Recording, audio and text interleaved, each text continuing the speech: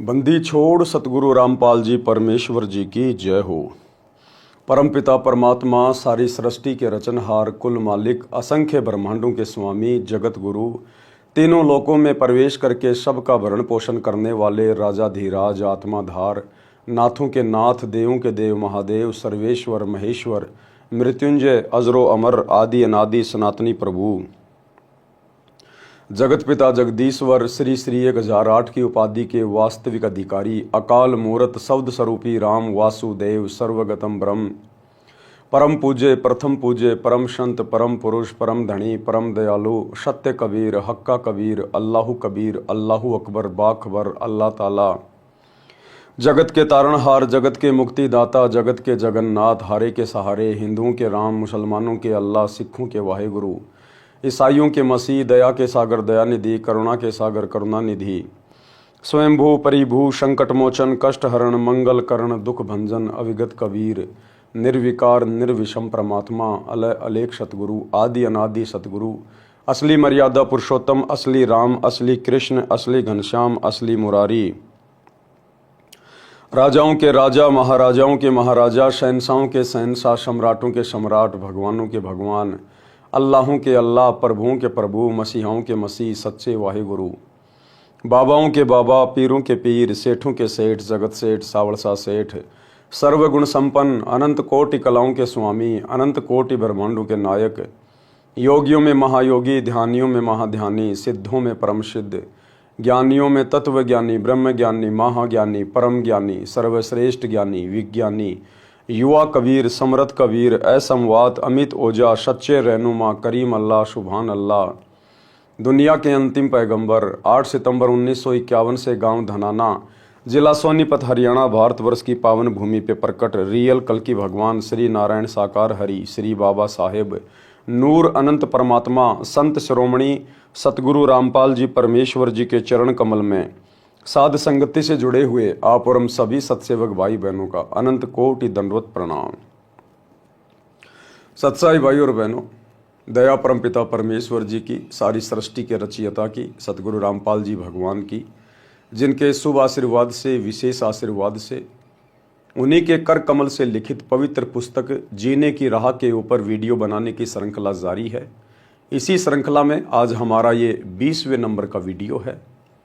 प्रत्येक वीडियो में गुरुदेव भगवान के आशीर्वाद से हमें अध्यात्म के विषय में, भक्ति मार्ग के विषय में, सत भक्ति के विषय में, एक भगत में क्या गुण होने चाहिए, सतगुरु को भगत ने किस दृष्टि से देखना चाहिए, कैसे भक्ति मार्ग पर सफलता प्राप्त होगी, गुरु के साथ कैसा व्यवहार करना चाहिए, आम समाज में हमें कैसे रहना चाहिए, इन तमाम बातों की जानकारी हो रही है और ये तमाम बातें हमारा विश्वास भक्ति मार्ग पर दृढ़ करती जा रही हैं। तो आज की वीडियो में हमें गुरुदेव भगवान समझा रहे हैं कि जो काल का जीव होता है, जो काल प्रेरित आत्मा होती है, जिसके संस्कार बिगड़े हुए होते हैं, वो आत्मा सतगुरु के ज्ञान को स्वीकार नहीं करती है। किसी के कहने से, सुनने से अगर नाम दीक्षा भी ले लेगा तो वो सतगुरु के वचन निभा नहीं पाएगा। तो चलिए आगे बढ़ते हैं गुरुदेव के कर कमल से लिखित पवित्र पुस्तक जीने की राह, वीडियो नंबर 20, पेज नंबर 152। काल का जीव सतगुरु का ज्ञान नहीं मानता। कोयल काग का उदाहरण, ये बात समझाने के लिए गुरुदेव भगवान हमें कोयल और कव्वे का उदाहरण दे रहे हैं। कोयल पक्षी कभी अपना अलग से घोंसला बनाकर अंडे पैदा नहीं करती। कारण ये है कि कोयल के अंडों को कौवे खा जाते हैं। इसलिए कोयल को ऐसी नीति याद आई कि जिससे उसके अंडों को हानि न हो सके। ये कोयल है परमात्मा कबीर जी, सतगुरु रामपाल जी, और ये कौवा है काल, 21 ब्रह्मांड का स्वामी। परमात्मा अपने सत भक्तों की अलग से पहचान नहीं होने देता। इसी 21 ब्रह्मांड में, उन्हीं परिवारों में परमेश्वर अपनी आत्माओं को जन्म दे देता है, किसी का बेटा बेटी बना के, जो काल के परिवार हैं, जो काल के अधीन है। उसी परिवार में परमात्मा भी अपनी हंस आत्माएं उनके बेटा बेटी के रूप में भेज देते हैं। इसलिए कोयल को ऐसी नीति याद आई जिससे उसके अंडों को हानि न हो सके। कोयल जब अंडे उत्पन्न करती है तो वह ध्यान रखती है कि कहां पर कौवी यानी फीमेल क्रो ने अपने घोंसले में अंडे उत्पन्न कर रखे हैं। जिस समय कौवी पक्षी भोजन के लिए दूर चली जाती है, यानी जो मादा जो कौवा होता है, जब वो भोजन के लिए अंडे उत्पन्न करके दूर चली जाती है तो पीछे से कोयल उस कौवी के घोंसले में अंडे पैदा कर देती है। यानी सतगुरु रामपाल जी भगवान, ये कबीर परमात्मा इस काल के साथ आंख मिचोली खेलते हुए अपनी हंस आत्माओं को भी उन्हीं परिवारों में बेटा बेटी के रूप में पैदा कर देते हैं और दूर पेड़ पर बैठ जाती है या आसपास रहेगी। जिस समय कौवी घोंसले में आती है तो वह 2 के स्थान पर 4 अंडे देखती है। वो कोयल क्या करेगी, उस मादा कौवी के घोंसले में अपने अंडे उत्पन्न करके वही आसपास रहती है या दूर पेड़ पे बैठ के उनको देखती रहती है।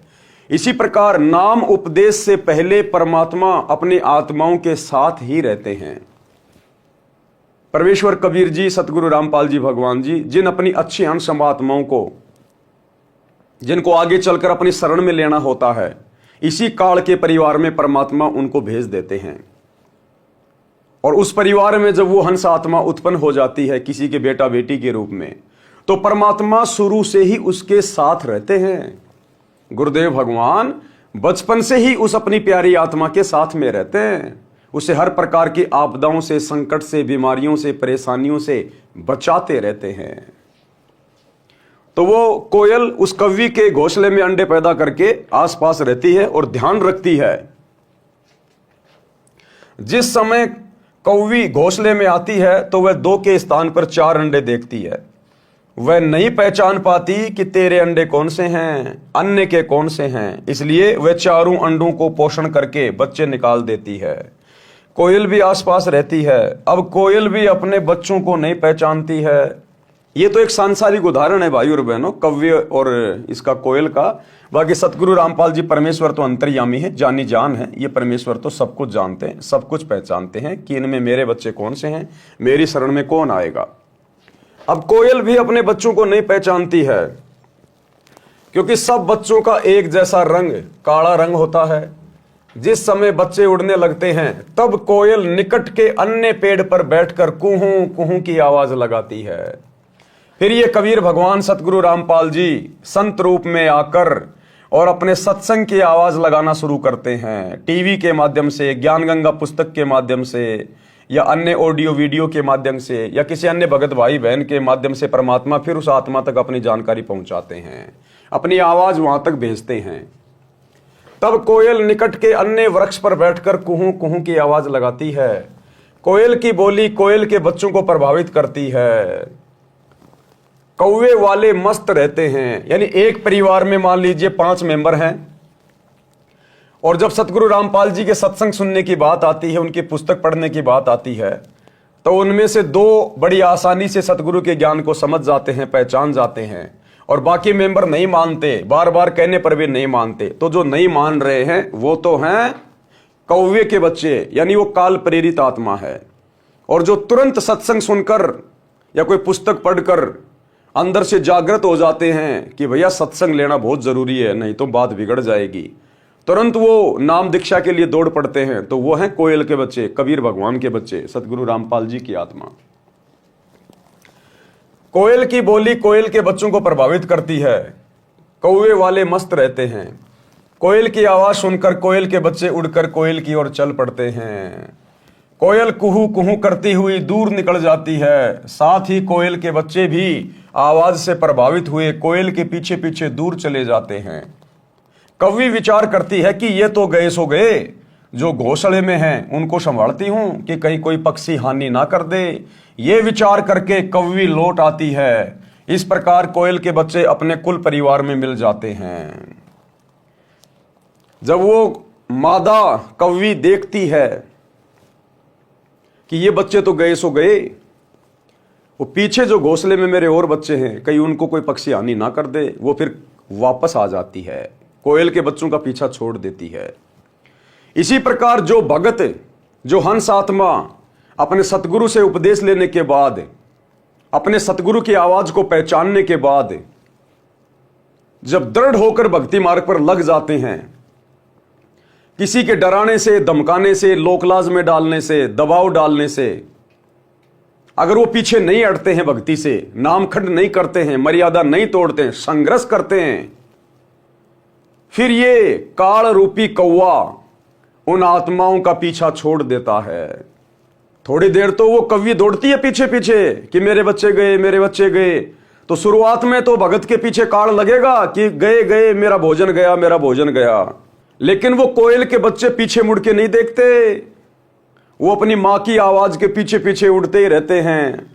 तो जब सतगुरु का भगत अपने सतगुरु के ज्ञान को आधार बनाकर अपने आत्म कल्याण के लिए संघर्ष करता ही रहेगा, झुकेगा नहीं, टूटेगा नहीं, मर्यादा खंडित नहीं करेगा, चाहे घर छोड़ना पड़े, चाहे समाज छोड़ना पड़े, फिर वो कौवा, फिर वो मादा कौवा फिर उस भगत का पीछा छोड़ देती है और सोचता है कि पीछे जो मेरे बच्चे हैं कहीं उनको हानि ना हो जाए, उनको संभालता हूं। तो इस प्रकार हम भगत भाई बहनों ने सतगुरु के भक्ति मार्ग पर दृढ़ता के साथ लगना है, ताकि हमारे संघर्ष को देखकर, हमारे दृढ़ निश्चय को देखकर ये काल हमारा फिर पीछा छोड़ दे, अर्थात हमें दुखी करना, परेशान करना फिर ये बंद कर दे। तो जब घर परिवार वाले देख लेते हैं, समाज वाले देख लेते हैं, रिश्तेदार देख लेते हैं कि भैया ये मानने वाला नहीं है, इसको चाहे कितना कूट लो, कितना पीट लो, कितना धमका लो, कितना कुछ कह लो, ये मानने वाला नहीं है, ये तो बाबा रामपाल का पक्का भगत है, फिर वो घर परिवार रिश्तेदार वाले वो सब हमारा पीछा छोड़ देते हैं कि मरने दो इसको, जो करे वो करने दो, बाढ़ में जाए। तो जो संघर्ष करेगा सतगुरु उसी के साथ रहेगा और काल उसी का पीछा छोड़ेगा।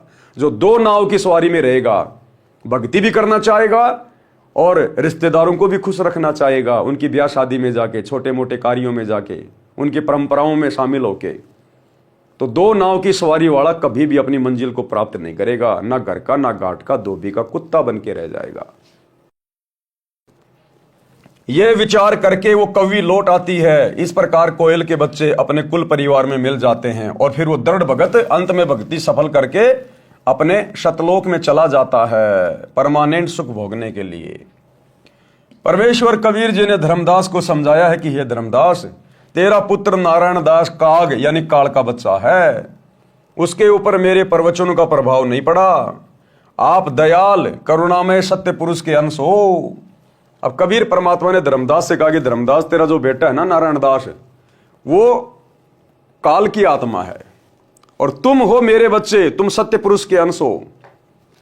आपके ऊपर मेरी प्रत्येक वाणी का प्रभाव हुआ और आप खींचे चले आए। काल के अंश नारायण दास पर कोई असर नहीं हुआ। यही कहानी प्रत्येक परिवार में घटित होती है। जो अंकुरी हंस यानी पूर्व जन्म के भक्ति संस्कारी, जो किसी जन्म में सतगुरु कबीर जी के सत्य कबीर पंथ में दीक्षित हुए थे परंतु मुक्त नहीं हो सके। अब देखो भाई और बहनों, बात आती है पिछली पीढ़ी पे। क्या कह रहे हैं गुरुदेव? जो किसी जन्म में सतगुरु कबीर जी के सत्य कबीर पंथ में, तो सत्य कबीर पंथ तो मेरे भाई कलयुग की पिछली पीढ़ी में शुरू होता है। ये सत्य कबीर पंथ, वास्तविक कबीर पंथ, जहां पूरी भक्ति का आपको ट्रीटमेंट दिया जाता है, ये तो कलयुग की पिछली पीढ़ी में शुरू होता है। यानी कलयुग की पिछली पीढ़ी में ही हम भगत आत्माएं अपने सतगुरु से अपना हाथ छुड़वा लेती हैं, काल के जाल में रह जाते हैं। फिर ये परमात्मा उन्हीं आत्माओं को बार बार काल के हाथ से वापस खींचता है।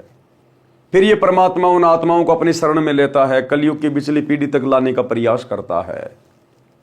तो जो इस प्रकार की अंकुरी हंस आत्मा होती हैं, जो किसी पिछले युग में, किसी जन्म में इसी कबीर परमात्मा सतगुरु रामपाल जी भगवान की शरण में रह चुकी होती हैं, ये परमात्मा उन्हीं आत्माओं को फिर से मौका देता है और वो आत्माएं तुरंत अपने पिता की बात को जान जाती है, समझ जाती है, पहचान जाती है, तुरंत वो भक्ति को स्वीकार कर लेते हैं। हंस यानी पूर्व जन्म के भक्ति संस्कारी, जो किसी जन्म में सतगुरु कबीर जी के सत्य कबीर पंथ में दीक्षित हुए थे परंतु मुक्त नहीं हो सके, मोक्ष नहीं करवा पाए। वे किसी परिवार में जन्मे हैं, सतगुरु की कबीर की वाणी सुनते ही तड़प जाते हैं। आज हम किसकी वाणी सुनकर तड़पे? सतगुरु कबीर की वाणी, सतगुरु रामपाल जी भगवान की वाणी। क्योंकि सत्संग किसने की अपने मुख कमल से? सतगुरु रामपाल जी ने। तो रियल कबीर वाणी कौन सी है? सतगुरु के सत्संग। तो रियल कबीर कौन हुए? सतगुरु रामपाल जी भगवान। सतगुरु की, कबीर जी की वाणी सुनते ही तड़प जाते हैं, आकर्षित होकर दीक्षा प्राप्त करके शिष्य बनकर अपना कल्याण कराते हैं। उसी परिवार में कुछ ऐसे भी होते हैं जो बिल्कुल नहीं मानते, अन्य जो दीक्षित सदस्य हैं उनका भी विरोध तथा मजाक करते हैं। वे काल के अंश हैं, वे भी नारायण दास की तरह काल के दूतों द्वारा प्रचलित साधना ही करते हैं। पृष्ठ 161 अनुराग सागर का सारांश। कबीर परमात्मा ने कहा कि हे धर्मदास, जिस प्रकार सूरवीर तथा कोयल के बच्चे चलने के पश्चात पीछे नहीं मुड़ते, जिस प्रकार सूरवीर यानी योद्धा रण के मैदान में कभी पीछे नहीं हटता, एक बार आगे बढ़ गया तो मरना मंजूर, पीछे कदम नहीं हटाएगा, पीठ नहीं दिखाएगा। और कोयल के बच्चे एक बार अपनी मां की आवाज को सुनकर यदि घोंसले से उड़ गए तो पीछे मुड़ के नहीं देखते।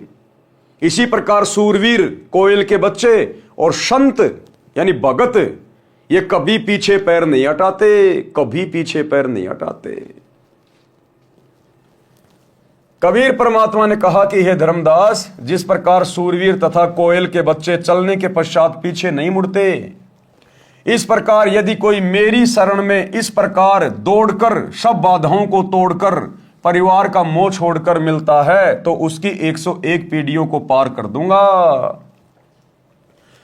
कबीर भगत बीज होवे जो हंसा, यानी जो अधिकारी भगत होगा, जो परमात्मा का अधिकारी अंकुरी हंस होता है, भक्ति बीज होता है। कबीर भक्ति बीज होवे जो हंसा, तारू तास के 71 वंशा। 71 यानी 101 पीढ़ी परमात्मा उसकी पार कर देता है, यानी उनको भक्ति का अधिकारी बना देता परमात्मा। दृढ़ होकर लगा वो एक भगत और पीढ़ियों का उद्धार करवा दिया 101 का। कितना पुण्य लेके जाएगा, कितना भक्ति धन लेके जाएगा। तो यदि परिवार में एक भगत पे दृढ़ होकर ज्ञान को समझकर, ज्ञान को आधार बनाकर, गुरु को भगवान मानकर, समाज को ना देखकर, लोकलाज मर्यादाओं को ना देखकर अगर भक्ति पर दृढ़ होकर लग जाता, दीवार बन के खड़ा हो जाता है, तो वो अपनी 101 पीढ़ियों का उद्धार करवा देता है, 101 पीढ़ियों का। और अगर परिवार का कोई सदस्य जो मुखिया है, जिसने उपदेश ले लिया, और यदि वो कमजोर पड़ जाता है, भक्ति पे दृढ़ नहीं रहता, मर्यादा तोड़ देता है, बार बार नाम खंड करके बैठ जाता है, तो वो अपनी आने वाली पीढ़ियों को भी काल के मुख में भेज देता है, काल का भोजन बना देता वो। तो परमेश्वर ने वर्तमान में आप और हम सभी भगत भाई बहनों को मुख्य तौर पे चुना है। मुख्य तौर पे हम परमेश्वर की भक्ति रूपी फसल के बीज हैं, बीज। तो भाई और बहनों, हमने दृढ़ रहना, क्योंकि हमारे पीछे हमारी 101 पीढ़ियों का भविष्य जुड़ा हुआ है। कबीर भक्ति बीज होवे जो हंसा, तारू तास के 71 वंशा। कबीर कोयल सुत जैसे सूरा होई, ये विधि धाय मिले मोहे कोई। निज घर की सुरती करे जो हंसा, तारू तास के 71 वंशा। हंस यानी भगत के लक्षण। अब भक्ति मार्ग पर आने के बाद में भगत के अंदर क्या क्या लक्षण होने चाहिए, तब कहीं जाकर उसकी भक्ति सफलता की ओर आगे बढ़ेगी। अगर सतगुरु से उपदेश भी ले लिया, भगत भी कहला रहा है और वो ही जगत भाव में चल रहा है, कोई परिवर्तन विशेष उसके अंदर नहीं आया है, तो वो खुद भी अपना सत्यानाश कर रहा है और अपने गुरु के मिशन को भी नरक में लेके जा रहा है। काग जैसी गंदी वृत्ति को त्याग देता है। जो हंस होता है, जो सच्चा भगत होता है, वो काग जैसी गंदी वृत्ति को त्याग देता है। काग क्या करता है? काग गंदी वस्तुएं खाता है, टट्टी खाता है, गोबर खाता है, कीड़े मकोड़े खाता है, मांस खाता है। तो जो गंदी वृत्ति का व्यक्ति होता है वो सच्चा भगत नहीं बन सकता, नेक भगत नहीं बन सकता। वो गंदा भगत नाम लेने के बाद भी राजनीति भी करेगा, समाज से यारी दोस्ती भी निभाएगा, किसी के आरक्षण में जाके बैठ जाएगा बिरानी आग में, गुंडों की सीबीआई जांच भी करवा देगा, जाटों की धर्मशाला भी बनवा देगा, हैं धनाना गांव के लिए स्टेडियम भी बनवा देगा, आश्रमों में हॉस्पिटल भी खुलवा देगा, दुनिया भर की ड्रामेबाजी भी करेगा, राजनेताओं की रैली में भी धक्का खाता फिरेगा और अपने आप को भगत भी कहलाएगा। तो परमात्मा कहते हैं जो काग जैसी गंदी वृत्ति के होते हैं, काग जैसी गंदी वृत्ति को त्याग देता है कौन? जो सच्चा भगत होता है। तो वह हंस यानी भगत बनता है। काग निज स्वार्थ पूर्ति के लिए दूसरों का अहित करता है। किसी पशु के शरीर पर घाव हो जाता है तो कौवा उस घाव से नोच नोच कर मांस खाता है। पशुओं की आंखों से आंसू ढलकते रहते हैं, कौवे की बोली भी अप्रिय होती है। हंस यानी भगत को चाहिए कि अपनी कौवे वाला स्वभाव त्यागे। गुरुदेव कह रहे हैं कि भगत को चाहिए कि नाम उपदेश लेने के बाद में कौवे जैसा स्वभाव त्याग दे, मीठा बोले। भगत की भाषा मीठी होनी चाहिए, गाली गलोच नहीं होने चाहिए, आवाज में कर्कश नहीं होना चाहिए। गुरुदेव कहते हैं कौवा काको धन हरे और कोयल काको देत, यानी कौवा किसका धन खा रहा है, किसका जमीन संपत्ति हड़प रहा है, और कोयल काको देत, और कोयल किसको धनवान बना रही है, पर मीठे वचन बोल के सबको मन हर लेत। कौवा काको धन हरे और कोयल काको देत, पर मीठे वचन बोल के सबको मन हर लेत। इसी प्रकार भगत ने मृदुभाषी होना चाहिए। भगत ने किसी के साथ में ठगी नहीं करनी चाहिए, धोखाधड़ी नहीं करनी चाहिए, रिश्वत वगैरह नहीं लेनी चाहिए, किसी की आत्मा नहीं दुखानी चाहिए, चोरी जारी नहीं करनी चाहिए। भगत ने राजनीति नहीं करनी चाहिए, सबके साथ मित्र भाव में रहे, समभाव में रहे। ये लक्षण बताए गुरुदेव भगवान ने। भगत ने फिर उस कव्य वाली वृत्ति को जो नाम दीक्षा लेने से पहले थी उसको छोड़ देनी चाहिए। कोए की बोली भी अप्रिय होती है। हंस यानी भगत को चाहिए कि अपनी कौवे वाला स्वभाव त्यागे, निज स्वार्थवश किसी को कष्ट ना दे, कोयल की तरह मृदु भाषा बोले। ये लक्षण भगत के होते हैं। ज्ञानी यानी सत्संगी के लक्षण हैं। अब सत्संगी भगत के और क्या लक्षण बताए गुरुदेव भगवान ने। सतगुरु का ज्ञान तथा दीक्षा प्राप्त करके यदि शिष्य जगत भाव में चलता है वह मूर्ख है। सतगुरु से दीक्षा लेने के बाद भी भगत अगर जगत भाव में चल रहा है, सांसारिक भाव में चल रहा है, तो गुरुदेव कहते हो मूर्ख है, मूर्ख। अब सतगुरु से दीक्षा लेने के बाद, इतना ज्ञान लेने के बाद अपने स्वार्थ के लिए गांव वालों के लिए स्टेडियम बना दिया, गांव वालों को खुश करने के लिए बैडमिंटन का स्टेडियम, ताकि धनाना गांव वाले धनाना आश्रम में कोई रोक टोक पैदा ना करें। तो निज स्वार्थ के लिए जगत भाव में चल रहा है गुरु जी का परिवार। ये कोऑर्डिनेटर हरियाणा के जाट आरक्षण में जाकर संगत को बैठा दिया, खुद भी जाके बैठ गए, महीने महीने तक ड्रामा करते रहे जाटों के धरनों पर, और करोड़ों रुपया चंदे के रूप में दे दिए। इसको कहते जगत भाव में चलना। भगतों ने आरक्षण चाहिए क्या इस गंदे लोक में? इस गंदे लोक में यदि किसी भगत को आरक्षण चाहिए तो वो गधा बनेगा, गधा। सतलोक नहीं जा सकता। राजस्थान के मृतक गैंगस्टर जो पुलिस एनकाउंटर में मारा जा चुका है, उसकी सीबीआई जांच का समर्थन राजपूत करणी सेना के लोग कर रहे थे, उसके समाज के लोग। जबरदस्ती सतगुरु रामपाल जी के भक्तों को सतगुरु रामपाल जी के काल प्रेरित परिवार ने जलती हुई आग में बैठा दिया। ये होता है जगत भाव में चलना। बेवजह गोहाना जाट धर्मशाला का 5वां फ्लोर गुरुदेव के दोनों लड़कों ने बनवाने का ठेका ले लिया 1 करोड़ रुपए की लागत से। संगत का ज्योति पाठ का पैसा कुएं में डाल दिया, आग में झोंक दिया। इसको कहते हैं जगत भाव में चलना। श्री राम मंदिर प्राण प्रतिष्ठा के समय जो लोग उनके दर्शन करने आ रहे थे रामलला के, जबरदस्ती जगत भाव में चलते हुए सतलोक आश्रम वालों ने, गुरुदेव के परिवार ने अयोध्या में 1 महीने का भंडारा लगा दिया। यह होता जगत भाव में चलना। भाई और बहनों, यह सत भक्ति मार्ग है। बकवाद करके कोई भी आत्मा आज तक सतलोक नहीं जा पाई। इसीलिए तो हम लोग अभी तक यही पड़े हैं। और सतगुरु का काल के साथ एग्रीमेंट है, सतगुरु जरा भी भाईचारा फालतू का नहीं निभाएगा, पक्ष विपक्ष की भूमिका नहीं करेगा। जब तक ये आत्मा ज्ञान को आधार बनाकर इस काल लोक के दुखों से दुखी होकर सतलोक चलने की चेष्टा नहीं करेगी, जैसा भाव जैसा चाव हमारे को सतलोक से नीचे आने का चढ़ा था काल के साथ है, इतना ही वो कशक, वो तड़प जब तक हमारी वापस सतलोक जाने की नहीं बनेगी, ये परमात्मा हमें स्वीकार नहीं करेगा। और जगत भाव में चलने से ये कशक कभी जिंदगी में नहीं बनने वाली। तो जो कार्य वर्तमान में गुरुदेव की गैर हाजिरी में 2014 बरवाला कांड के बाद गुरुदेव का परिवार कर रहा है, कोऑर्डिनेटर कर रहे हैं, लाखों की संगत उनके पीछे मूर्ख होकर कर रही है, ये जगत भाव वाले कार्य हैं। ऐसे कुकर्म करने से, ऐसी बकवादों में पड़ने से लाख जन्म भी सतलोक नहीं मिल सकता। तो क्या कह रहे हैं गुरुदेव, सतगुरु का ज्ञान तथा दीक्षा प्राप्त करके यदि शिष्य जगत भाव में चलता है तो वो मूर्ख है, वह भक्ति लाभ से वंचित रह जाता है। कौन सा भक्ति लाभ? मोक्ष। वह भक्ति में आगे नहीं बढ़ पाते, उसी समय उनका कनेक्शन सतगुरु से कट जाता है, फुल स्टॉप लग जाता है। भले वो माला करते रहो, आरती करते रहो, आश्रमों में आते रहो, जाते रहो, लड्डू जलेबी खाते रहो, लेकिन फुल स्टॉप लग जाता है। फिर वे सार शब्द प्राप्ति के योग्य नहीं बन पाते। इसलिए तो सतगुरु ने अभी तक किसी को सार शब्द नहीं दिया। ये सार शब्द भक्तों को वो ही दे रहे हैं जो जगत भाव में चल रहे हैं। यानी वर्तमान में भगत ही भक्तों को सार शब्द दे रहे हैं, सतगुरु नहीं दे रहा किसी को। सतगुरु तो सार शब्द के योग्य बनाने के लिए 2014 बरवाला कांड के बाद से परीक्षा ले रहा है। और भैया परीक्षा के समय में पढ़ाई नहीं होती, परीक्षा के समय में पढ़ाई नहीं होती, नए एडमिशन नहीं होते। तो ये तो अपने धार्मिक धंधे के लिए सतलोक आश्रम खोले जा रहे जगह जगह।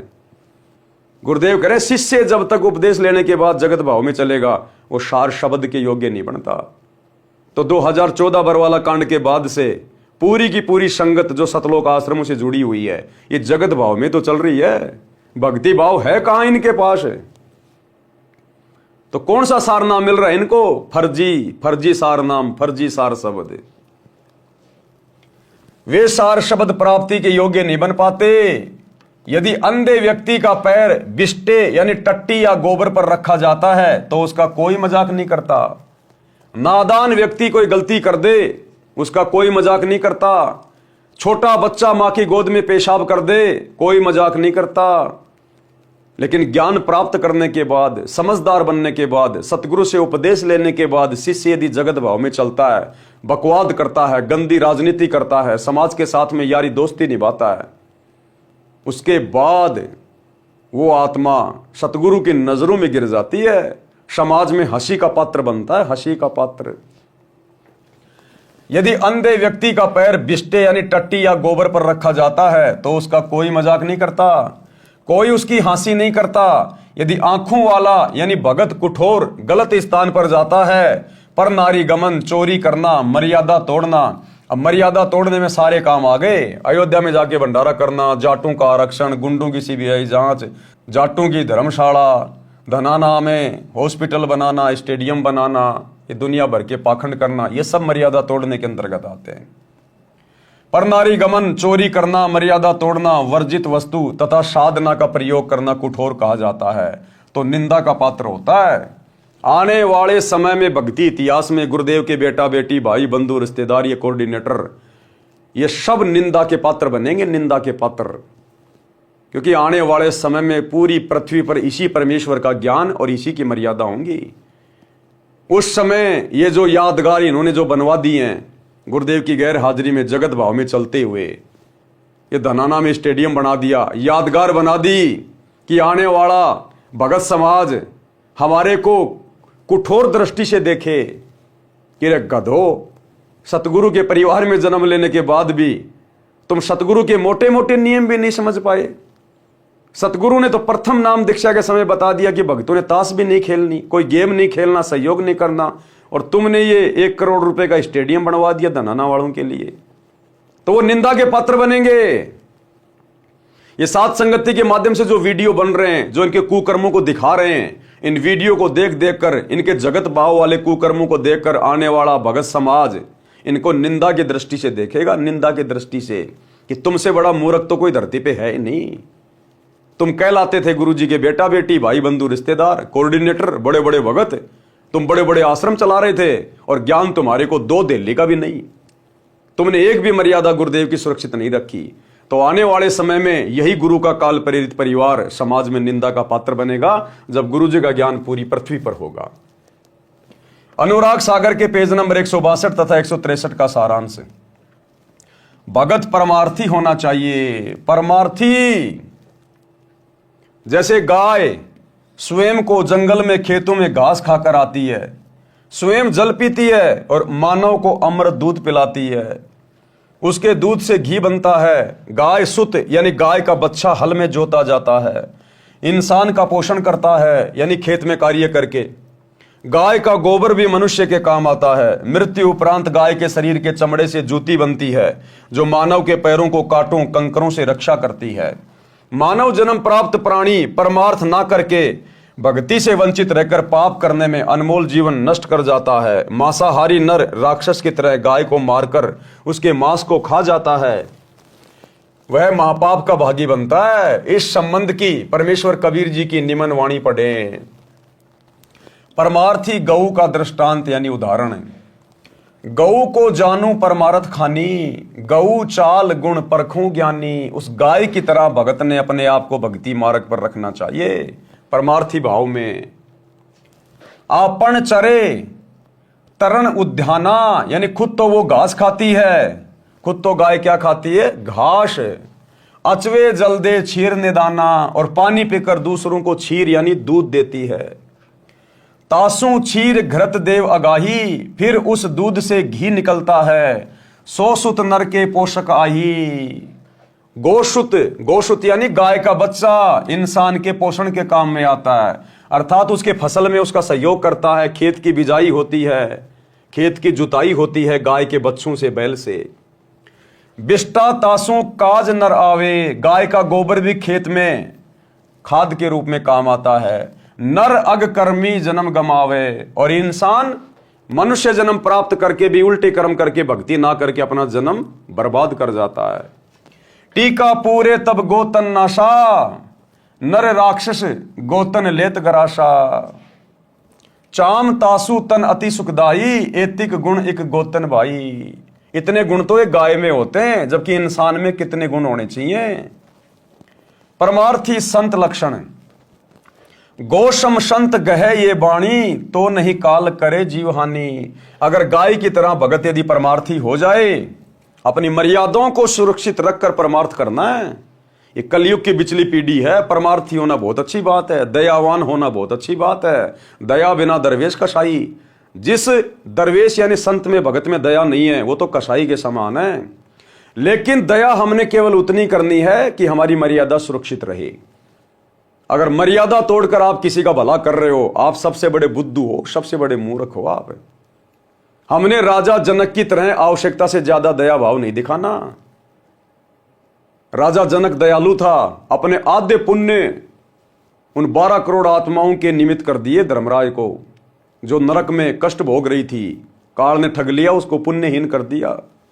तो हम भक्तों ने यह गलती नहीं करनी बिल्कुल भी। जैसे बाजीद ने उस बुढ़िया को अपनी सारी कमाई दे दी उस कुतिया को रोटी खिलाने के लिए, हमने ये गलती नहीं करनी। अगर हमारी भक्ति पे आंच आएगी तो चाहे दुनिया जल के मरो, हमने देखना भी नहीं है। और बाकी हमारी मर्यादाओं में रहते हुए यदि हम किसी का भला कर सकते हैं, किसी की मदद कर सकते हैं तो कीजिए, उसमें कोई दिक्कत नहीं। वो आपके ऊपर निर्भर करता है करना या नहीं करना है। परंतु मर्यादा तोड़कर किसी का भला किया, किसी के ऊपर दया दिखाई, तो फिर सबसे बड़े हम मूर्ख समझे जाएंगे, सबसे बड़े मूर्ख। नरतन लही असबुद्धि होई, सतगुरु मिले अमर है सोई। सुन धर्मनी परमारथ वाणी, परमारथ ते होय न हानि। पद परमारथ संत अधारा, गुरु सम लेई सो उतरे पारा। सत्य शब्द को परिचय पावे, परमारथ पद लोक सिंधावे। सेवा करे विसारे आपा, यानी सेवा करे, और आपा यानी घमंड, घमंड को त्याग दे। आपा थाप अधिक संतापा, अगर खुद के ऊपर लेगा कि मैंने ये परमार्थ कर दिया, मैंने ये भलाई का काम कर दिया, मैंने इतनी सेवा कर दी, कहते फिर उसके ऊपर संकट आएगा, दुख आएगा। ये नर अश्चातुर बुद्धि माना, गुण शुभ कर्म कहे हम ठाना। ऊंचा कर्म अपने सिर लीन्या, अवगुण कर्म पर सिर दीन्या। यानी जो मुख्य मुख्य सेवा है, मुख्य मुख्य जो महिमा है, वो तो अपने ऊपर ले ली, और जो नीचे कर्म है, जो अवगुण है, वो दूसरे के सिर पे रख दिए, तो कहते हैं वो भी भगत नहीं है। तात होए शुभ कर्म विनाशा, धर्मदास पद गहो विश्वासा। आशा एक नाम की राखै, निज शुभ कर्म प्रगट नहीं बाखै। गुरुपद रहे सदा लो लीना, जैसे जल ही न विसरत मीना। गुरु के शब्द सदा लो लावे, सत्य नाम निस दिन गुण गावे। जैसे जल ही न बिसरे मीना, ऐसे शब्द गहे परवीना। पुरुष नाम को अस पर भाऊ, हंसा भौरी ने जग में आऊं। निश्चय जाए पुरुष के पासा, कूरम कला परखूं धर्मदासा। अब गुरुदेव इनका सरलार्थ कर रहे हैं कि भगत ने किस प्रकार से परमार्थी होना है। परमेश्वर कबीर जी ने धर्मदास जी के माध्यम से मानव मात्र को संदेश व निर्देश दिया है। कहा है कि मानव को गाय की तरह परमार्थी होना चाहिए। जिनको सतगुरु मिल गया है वे तो अमर हो जाएंगे, घोर पापों से बच जाएंगे। सेवा करे तो अपनी महिमा की आशा ना करे कि मैंने इतनी पुस्तक बांट दी, मैंने इतने भक्तों को नाम दिला दिया। ये बिल्कुल अपने ऊपर ना ले भगत। सेवा करे तो सेवा भाव से करे, मान बढ़ाई की इच्छा ना रखे, इज्जत प्राप्ति की इच्छा ना रखे। सेवा करे तो अपनी महिमा की आशा ना करे। यदि अपने आप को मान बढ़ाई के लिए अपने आप को महिमावान मान लेगा तो उसको अधिक कष्ट होगा, शुभ कर्म नष्ट हो जाएंगे। उपदेशी केवल एक नाम की आशा रखे, केवल अपने गुरुदेव भगवान की आशा, केवल इनके सत भक्ति मंत्रों की आशा, दुनिया के आगे हाथ न फैलाए और किसी देव महादेव से मोक्ष की या धन प्राप्ति की कोई भी भौतिक इच्छा की डिमांड ना करे।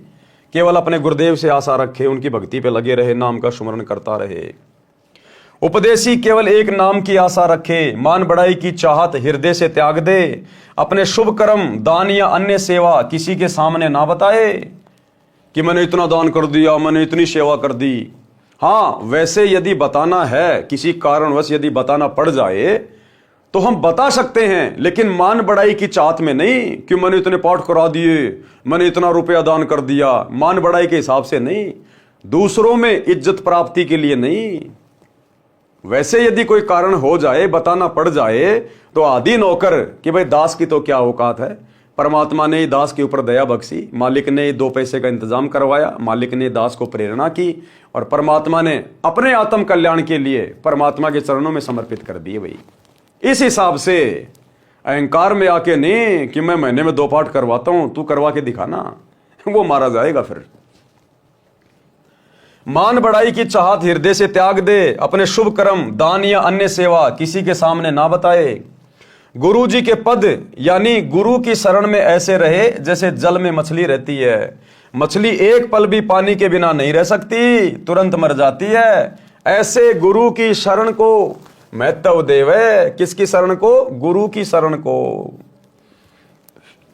गुरु जी द्वारा दिए शब्द यानी जाप मंत्र, सतगुरु शब्द जो सतनाम है यानी वास्तविक भक्ति मंत्र में सदा लीन रहे, जो पुरुष परमात्मा का भक्ति मंत्र है, उसका ऐसा प्रभाव है, उसमें इतनी शक्ति है कि साधक पुनः संसार में जन्म मरण के चक्कर में नहीं आता। वह वहां चला जाता है जो सनातन परम धाम, जहां परम शांति है, जहां जाने के पश्चात भगत कभी लौटकर इस गंदे लोक में नहीं आता। यही प्रमाण श्रीमद् भगवत गीता अध्याय 18 श्लोक 62 में है। गीता ज्ञानदाता ने कहा कि हे अर्जुन, तू सर्व भाव से उस परमेश्वर की शरण में जा, उस परमेश्वर की कृपा से ही तू परम शांति को तथा सनातन परम धाम शाश्वतम स्थानम को प्राप्त होगा। अब वो परमेश्वर कौन है जिसकी शरण में जाएं? अब वो परमेश्वर कौन है भैया जिसकी शरण में जाएं और सर्व भाव से भक्ति करें? वो परमेश्वर है सतगुरु रामपाल जी। वो परमेश्वर है ये कबीर भगवान सतगुरु रामपाल जी, जो सतगुरु रूप में तत्वदर्शी संत के रूप में धरती पे प्रकट हैं। ये है वो परमेश्वर जिसकी शरण में जाने के लिए गीता अध्याय 18 श्लोक 62 में कहा गया है कि हे अर्जुन, तू सर्व भाव से उस परमेश्वर की शरण में जा, उस परमेश्वर की कृपा से ही तू परम शांति को तथा सनातन परम धाम शाश्वत स्थानम को प्राप्त होगा। अध्याय 18 श्लोक 62। गीता अध्याय 15 श्लोक 4 में गीता ज्ञानदाता ने कहा है कि तत्व ज्ञान प्राप्ति के पश्चात परमेश्वर के उस परम पद की खोज करनी चाहिए जहां जाने के पश्चात भगत लौटकर कभी संसार में नहीं आता। जिस परमेश्वर ने संसार रूपी वृक्ष की रचना की है उसी की भक्ति करो। किसकी भक्ति करो? जिसने संसार रूपी पेड़ की रचना की है उसी की भक्ति करो। तो भक्ति तो वर्तमान में भैया हम सतगुरु रामपाल जी की कर रहे हैं, तो संसार रूपी वृक्ष की रचना किसने की, यानी सृष्टि की रचना किसने की? सतगुरु रामपाल जी ने, क्योंकि उसी की भक्ति करने का निर्देश है ना। तो भक्ति वर्तमान में हम किसकी कर रहे हैं? गुरुदेव भगवान की। तो कौन हुए संसार रूपी पेड़ के रचनहार? सतगुरु रामपाल जी। जिस परमेश्वर ने संसार रूपी वृक्ष की रचना की है उसी की भक्ति करो। अध्याय 15 श्लोक 4। तो आप और हमारा सौभाग्य, हमें उस परमेश्वर की भक्ति उनकी शरण मिल चुकी है। गीता ज्ञानदाता ने अपनी नाशवान अर्थात जन्म मरण की स्थिति गीता अध्याय 2 श्लोक 12, अध्याय 4 श्लोक 5 व 9 में तथा अध्याय 10 श्लोक 2 में स्पष्ट ही कर रखी है कि अर्जुन, तेरे और मेरे बहुत जन्म हो चुके हैं, तू नहीं जानता, मैं जानता हूं। पाठक जनों, गीता से स्पष्ट हुआ कि गीता ज्ञानदाता काल ब्रह्म है, जो श्री कृष्ण जी के शरीर में प्रवेश करके बोल रहा था, नाशवान है, जन्म मरण के चक्कर में है। तो उसके उपासक की भी यही स्थिति होती है, यानी जो खुद जन्म मरण में है, गीता ज्ञान देने वाला, चाहे श्री कृष्ण मानो, चाहे विष्णु मानो, चाहे काल मानो, जब वो खुद ही जन्म मरण में है, गीता अध्याय 4 श्लोक 5 और 9 में कह रहा है, गीता अध्याय 10 श्लोक 2 में कह रहा है कि मैं तो जन्म मरण में हूं, तो बताओ फिर उनकी भक्ति करने से उनके भक्तों की जन्म और मृत्यु कैसे समाप्त हो जाएगी?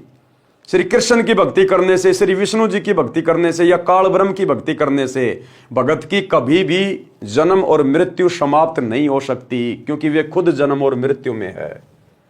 तो उनके उपासक की भी यही स्थिति होती है। इसलिए गीता अध्याय 18 श्लोक 62 तथा अध्याय 15 श्लोक 4 में वर्णित लाभ नहीं हो सकता, यानी वो सनातन परम धाम काल की भक्ति से, विष्णु की भक्ति से, श्री कृष्ण की भक्ति से प्राप्त नहीं हो सकता। वो सनातन परम धाम प्राप्त होगा सतगुरु रामपाल जी इस कबीर भगवान की सत भक्ति से, इनकी शरण में आने से। दूसरी बात यह सिद्ध होती है कि गीता ज्ञानदाता से कोई अन्य समर्थ तथा सर्व लाभदायक परमेश्वर है। तभी तो कह रहा कि तू सर्वभाव से उस परमेश्वर की शरण में जा। अरे भाई, अपने से अन्य की शरण में जाने के लिए गीता का ज्ञान देने वाला कह रहा है, इसका मतलब गीता ज्ञानदाता के पास में वो सामर्थ्य नहीं है, वो भक्ति नहीं है, वो शक्ति नहीं है। तभी तो अपने से अन्य की शरण में जाने के लिए अर्जुन को कह रहा है कि अगर तुझे सनातन परम धाम प्राप्त करना है, जन्म मरण का रोग कटवाना है, परम शांति चाहिए, तो उस परमेश्वर की शरण में जा। तो कौन है वो परमेश्वर जिसकी शरण में जाने के लिए गीता का ज्ञान देने वाला भगवान भी कह रहा है? वो है कबीर भगवान। और वो कबीर भगवान वर्तमान में धरती पर सतगुरु रामपाल जी के रूप में प्रकट है। दूसरी बात यह सिद्ध होती है कि गीता ज्ञानदाता से कोई अन्य समर्थ तथा सर्व लाभदायक परमेश्वर है, जिसकी शरण में जाने के लिए गीता ज्ञानदाता यानी काल ब्रह्म ने कहा है, वह परमेश्वर बंदी छोड़ जी हैं। कौन है वह परमेश्वर? कबीर बंदी छोड़ जी हैं, जो आज सतगुरु रामपाल जी के रूप में धरती पे प्रकट है। उन्होंने अपनी महिमा स्वयं ही कही है। आज गुरुदेव अपनी महिमा स्वयं ही बता रहे हैं, सृष्टि रचना का ज्ञान स्वयं ही दे रहे हैं। ब्रह्मा विष्णु महेश की रचना, उत्पत्ति, जन्म मरण स्वयं बता रहे हैं। सारे धर्मशास्त्रों को स्वयं ही आके बता रहे हैं, सृष्टि का ज्ञान स्वयं दे रहे हैं। क्योंकि इनके अलावा इनकी महिमा कोई दूसरा नहीं बता सकता, क्योंकि इनके बारे में कोई दूसरा यहाँ का प्राणी जानता ही नहीं है। उन्होंने अपनी महिमा स्वयं ही कही है, जो आप जी कबीर सागर में पढ़ रहे हैं। परमेश्वर ने अनुराग सागर पेज 13 पर कहा है कि सत्य पुरुष द्वारा रची सृष्टि के विषय में बताई कथा का साक्षी किसको बनाऊं, क्योंकि सबकी उत्पत्ति बाद में हुई है। यानी सबसे पहले यही कबीर परमात्मा सतगुरु रामपाल जी भगवान प्रकट हुए, स्वयंभू परमात्मा। उसके बाद इन्होंने सारी सृष्टि उत्पन्न की है। तो इनकी कहानी भला कौन जान सकता है, क्योंकि सब तो इनके बाद में उत्पन्न हुए, इन्हीं के द्वारा। तो अपने द्वारा रची गई सृष्टि के विषय में ये कबीर परमात्मा स्वयं ही नीचे संत रूप में आके ठीक ठीक बताता है, क्योंकि सबकी उत्पत्ति बाद में हुई है। पहले अकेले सत्य पुरुष थे। यहां पर विवेक करने की बात यह है कि कबीर जी को ज्ञान कहां से हुआ? जब सृष्टि रचना के समय कोई नहीं था। इससे स्वयं सिद्ध है कि ये स्वयं पूर्ण परमात्मा सृष्टि के रचनहार हैं। जिन महान आत्माओं को परमेश्वर कबीर जी मिले हैं, उन्होंने भी यही साक्ष्य दिया है। गरीब अनंत कोटि ब्रह्मांड का एक रति नहीं भार, और सतगुरु पुरुष कबीर है कुल के सृजनहार। अनंत कोटि ब्रह्मांड का एक रति नहीं भार। ये इतने बड़े बड़े ब्रह्मांड, इतने बड़े बड़े लोक, द्वीप, चांद, सूरज, गैलेक्सी, ये तारे सितारे परमात्मा ने बना बना के छोड़ दिए। ये सब के सब कबीर परमेश्वर सतगुरु रामपाल जी भगवान की समर्थता के कारण, उनकी वचन शक्ति से बंधे होने के कारण अपनी अपनी जगह पे चक्कर लगा रहे हैं। अब वैज्ञानिक कहेंगे ये तो गुरुत्वाकर्षण के कारण हो रहा है। अरे तो वो गुरुत्वाकर्षण किसने पैदा किया? वो भी तो इसी कबीर भगवान ने पैदा किया, जिसको तुमने गुरुत्वाकर्षण का नाम दे दिया। संत भाषा में उसको परमेश्वर की वचन शक्ति कहते हैं, वचन शक्ति। तो कहते हैं गरीब अनंत कोटि ब्रह्मांड का एक रति नहीं बार, और सतगुरु पुरुष कबीर है, यानी सतगुरु ही वो समर्थ पुरुष है, कबीर है, कुल के सृजनहार, पूरी सृष्टि को जिन्होंने रचा है। भावार्थ इस वाणी से ही स्पष्ट है। क्या स्पष्ट है? यानी अगर कबीर भगवान है, अगर कबीर जी ही परमात्मा है, कबीर जी भगवान है, तो उनको ज्ञान कहां से हुआ? और तो कोई ज्ञान देने वाला था ही नहीं यहां पर। उस कबीर परमात्मा ने आके ज्ञान बताया सबको, तो कबीर जी को ज्ञान देने वाला कौन? कोई नहीं। इसीलिए तो उसको जगत गुरु कहा जाता है। इसीलिए तो जगत गुरु उसी को कहा जाता है जो स्वयं ही यहां आकर जगत का ज्ञान दे, सृष्टि का ज्ञान दे। और 650 साल पहले उस कबीर परमात्मा ने भी कंप्लीट ज्ञान नहीं दिया था। धर्मदास मेरी लाख दुआई, ये मूल ज्ञान कहीं बाहर न जाई। ये मूल ज्ञान तो आज दिया है सतगुरु रामपाल जी ने। कौन हुए सतगुरु रामपाल जी? संतों की वाणी है अनमोल, इसे ना समझ सके अनबोल। साहिब ने भेद दिया सब खोल, अपनी सतलोक राजधानी का। आज खोला है वो भेद पूरा का पूरा साहिब ने। तो आज भेद खोलने वाला कौन? सतगुरु रामपाल जी। तो कौन हुए साहेब? साहेब ने भेद दिया सब खोला, अपनी सतलोक राजधानी का। 650 साल पहले तो भेद खोलना ही नहीं था, ये तो आज खोला है। तो कौन हुए? गुरुदेव, स्वयं कबीर परमात्मा। तो गुरुदेव कह रहे हैं इस वाणी से ही स्पष्ट है कि फिर सतगुरु रामपाल जी को ज्ञान कहां से हुआ? इनको ज्ञान किसने दिया? इनको किसी ने ज्ञान नहीं दिया। ये जगत गुरु हैं। जगत गुरु को किसी से ज्ञान लेने की जरूरत नहीं है। जो दूसरे से ज्ञान लेके आगे ज्ञान देता वो जगत गुरु नहीं होता। तो सारी सृष्टि की रचना गुरुदेव भगवान ने की है, यही कबीर भगवान है। और वर्तमान में परमात्मा अपने ओरिजिनल स्वरूप को, नूरी रूप को हल्का करके, छुपा के संत रूप में हमारे समक्ष प्रकट हैं, विद्यमान हैं, और ज्ञान से अपनी पहचान करवाना चाहते हैं, ना कि चमत्कार दिखा के। तो जो अधिकारी आत्मा होंगे, जो अधिकारी हंस होंगे, वे ही ज्ञान को आधार बना के अपने गुरु को परमात्मा मानेंगे, कबीर जी मानेंगे, अन्यथा नहीं स्वीकार कर सकते। कूरम कला परखो धर्मदासा। अब ये कूरम कला क्या है? कूरम यानी कछुआ। तो कछुआ क्या करता है? उसके अंदर क्या योग्यता है? भगत के अंदर वैसी योग्यता होनी चाहिए। कूरम कला, कूरम कला का भावार्थ है कि जैसे कूरम यानी कछुआ आपत्ति के समय अपने मुख तथा पैरों को अपने अंदर छुपाकर निष्क्रिय हो जाता है। जब कोई आपत्ति का अंदेशा होता है, कोई संकट लगता है, तो कछुआ अपने मुंह को और अपने चारों पैरों को अंदर सिकोड़ लेता है, और आपत्ति टलने के बाद फिर वापस धीरे धीरे बाहर निकाल लेता है। इसी प्रकार समझदार भगत वही है जो कूरम कला का उपयोग करे। आप कहीं किसी को ज्ञान समझा रहे हो, सामने वाला हावी हो गया काल प्रेरणा से, तो भगत ने कूरम कला का प्रयोग करना चाहिए। तुरंत चुपचाप हो जाए, मुंह के ताला लगा ले कि ठीक है भैया, ठीक है भगत जी, हमने तो समझाना था समझा दिया, बाकी देखो आपकी मर्जी। आप भी विद्वान हो, आप भी समझदार हो। अब ठीक है, आप नहीं मान रहे तो आप फिर ठीक है, फिर आप कह रहे हो सही है।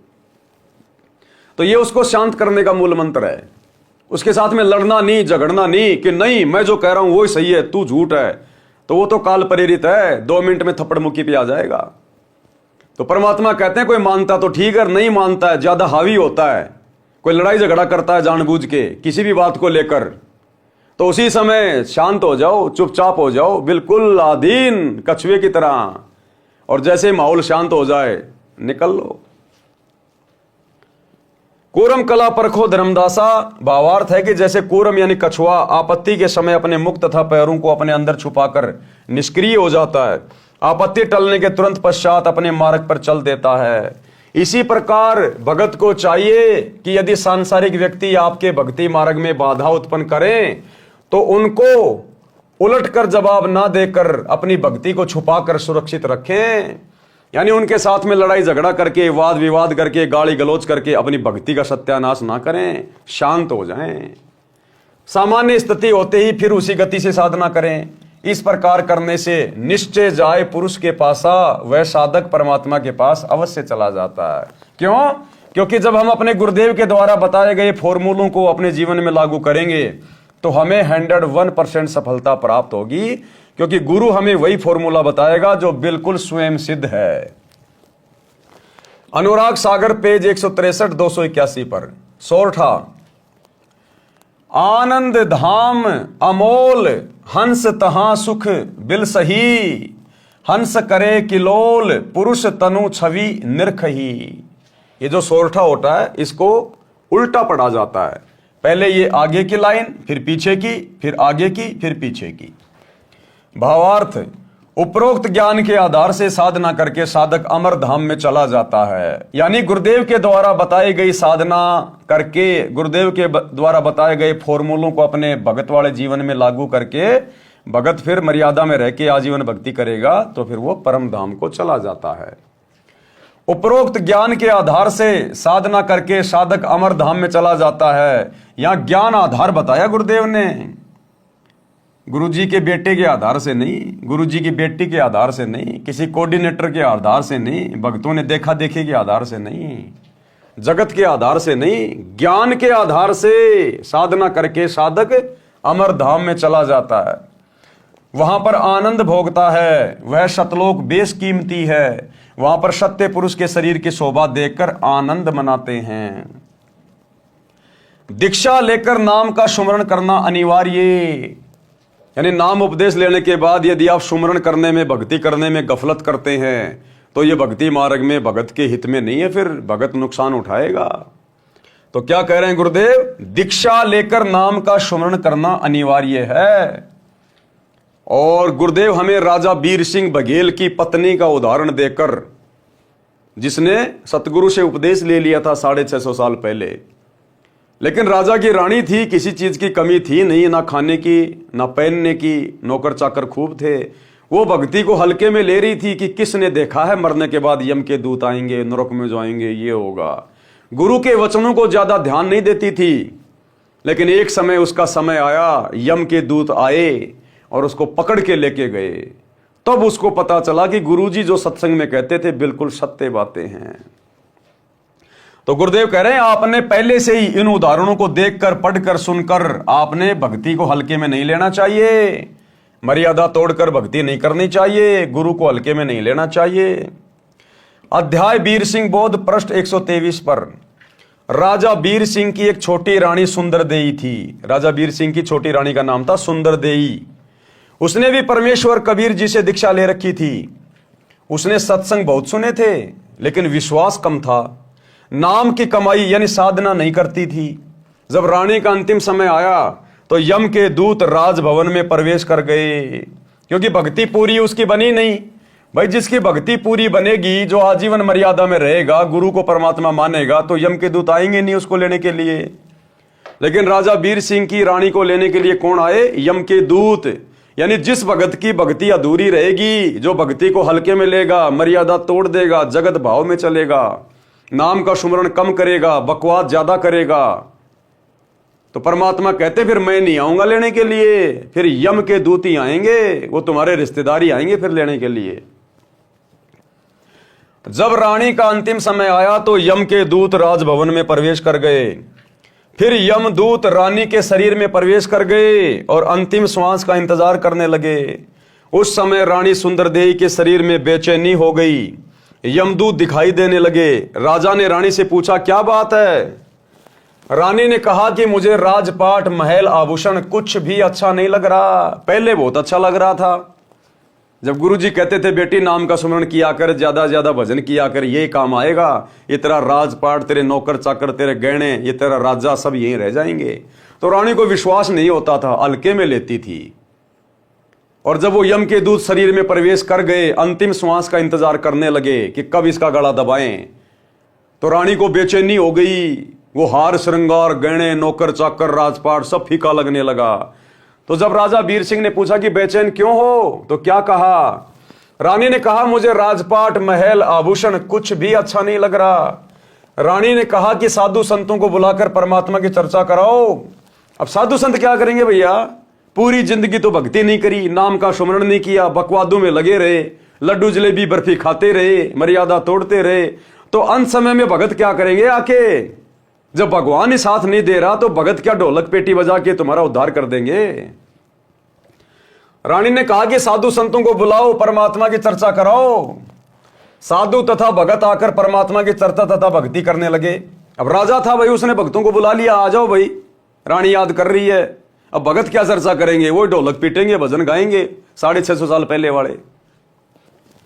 उससे कोई लाभ नहीं हुआ। रानी के शरीर में कष्ट और बढ़ गया। अर्ध अर्ध यानी आधा आधा श्वास चलने लगा। श्वास खींच खींच कर आने जाने लगा। हृदय कमल को त्याग कर जीव भयभीत होकर त्रिकुटी की ओर भागा। यमदूतों ने चारों ओर से घेर लिया। चारों यमदूतों ने जीव को घेर कर कहा कि आप चलो, हरि ने तुम्हें बुलाया है।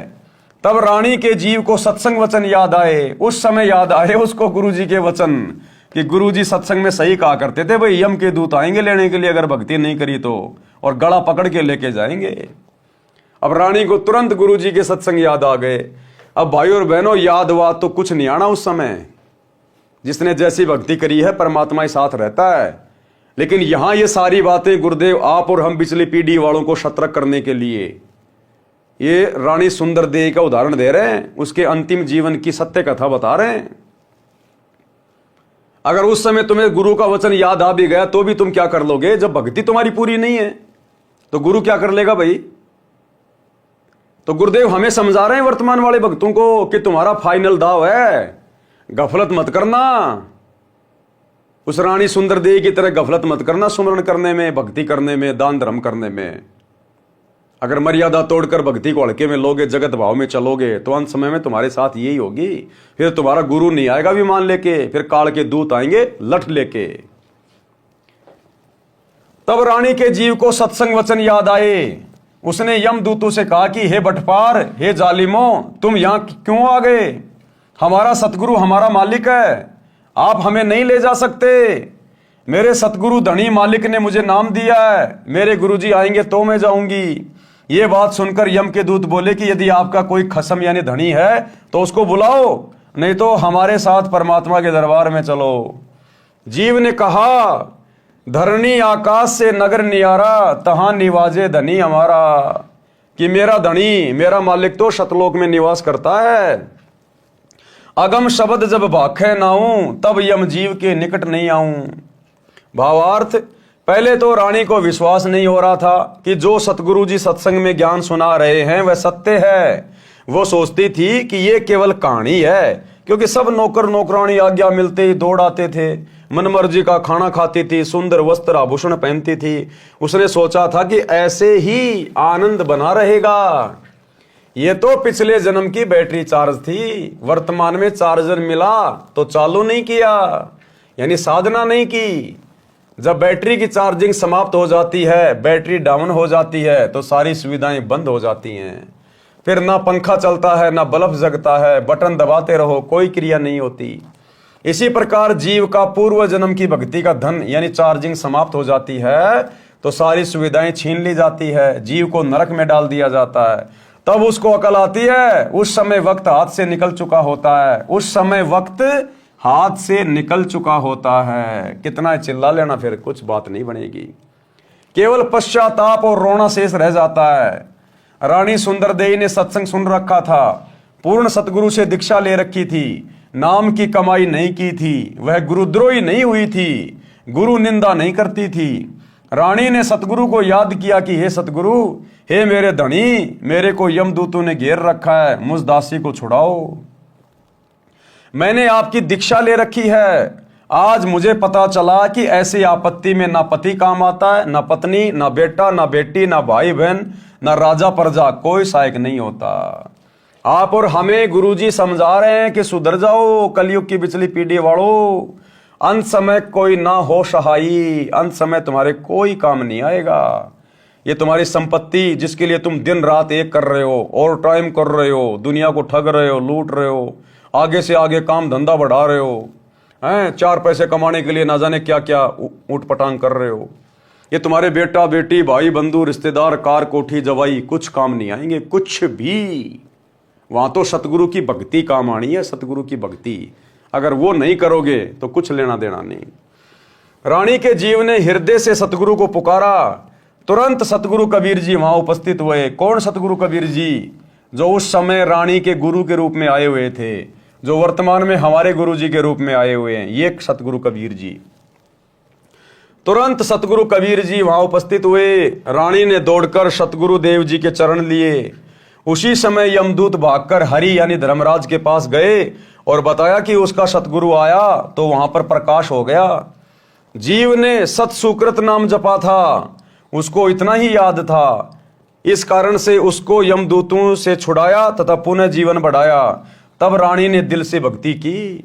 यानी सतगुरुदेव भगवान ने, इसी कबीर परमात्मा ने, जो उस समय कबीर नाम से आए हुए थे, उस रानी सुंदरदेई के गुरुजी के रूप में थे, जो वर्तमान में हमारे गुरुदेव के रूप में हैं। इस परमेश्वर ने उस अपनी आत्मा को, रानी सुंदरदेई को, यम के दूतों से छुड़वाया और उसके जीव को वापस उसके शरीर में डाला और कुछ समय उसको और दिया भक्ति के लिए।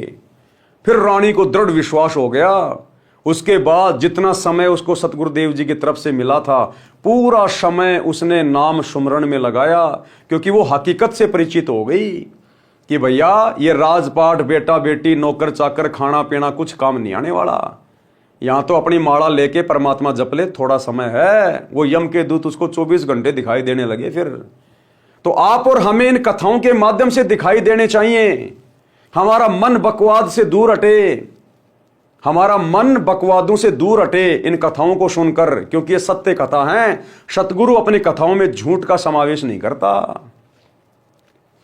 तब रानी ने दिल से भक्ति की। फिर सतगुरु कबीर जी ने पुनः सतनाम सारनाम दिया, उसकी कमाई की। संसार असार दिखाई देने लगा। राज धन परिवार पराया दिखाई दे रहा था। जाने का समय निकट लग रहा था। इस कारण से रानी ने तन मन धन सतगुरु चरणों में समर्पित करके भक्ति की तो सतलोक में गई। वहां परमेश्वर सत्य पुरुष ने रानी के जीव के सामने ही अपने दूसरे रूप सतगुरु से प्रसन्न किया। वहां क्या किया? सतगुरु ने अपने ही दूसरे रूप में, जो वहां पर सतलोक में बैठे हुए थे सिंहासन पर, उस सिंहासन पर बैठे हुए कबीर परमात्मा ने अपने ही दूसरे रूप से बात की। कौन से रूप से? जो सतगुरु रूप में रानी को नीचे से ऊपर लेकर गए थे। अर्थात सतगुरु और परमात्मा दोनों एक ही हैं। क्या कह रहे हैं देखो, वहां परमेश्वर यानी सत्य पुरुष ने रानी के जीव के सामने अपने ही दूसरे रूप सतगुरु से प्रसन्न किया। यानी गुरुदेव हमें विश्वास दिलाना चाह रहे हैं कि तुम्हारा गुरु स्वयं सत्य पुरुष है, अपने एक रूप में सतलोक के सिंहासन पे बैठा है, जो दूसरे सतगुरु रूप में तुम्हें यहां से लेने आया है, काल के जाल से छुड़ाने आया है। गुरु और गोविंद दो नहीं भाई, जब तक दो समझोगे दो जग में जाई।